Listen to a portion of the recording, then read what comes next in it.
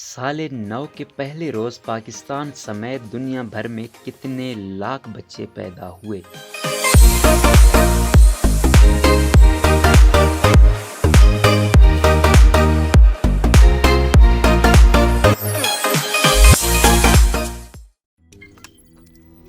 روزنامہ قدرت کی ویڈیو دیکھنے کے لیے ابھی یوٹیوب چینل پر سبسکرائب کریں اور بیل آئیکن پر بھی کلک کریں۔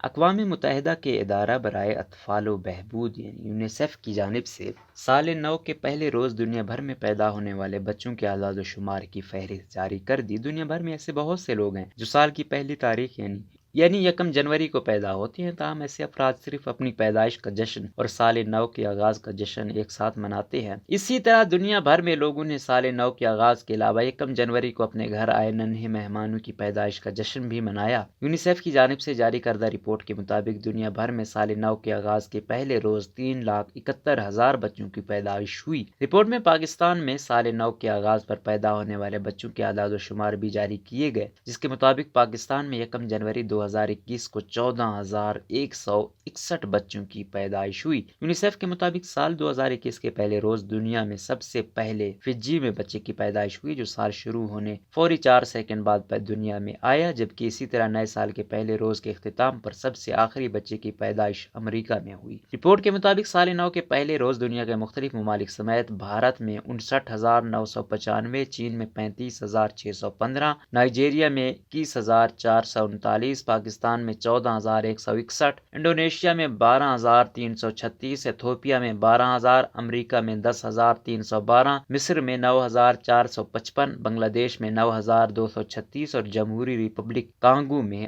8,640 بچوں کی پیدائش ہوئی۔ یاد رہے کہ 2021 کے دوران دنیا بھر میں 1,40,00,000 بچوں کی پیدائش متوقع ہے، جس کی اوسط زندگی 84 برس کے قریب ہوگی۔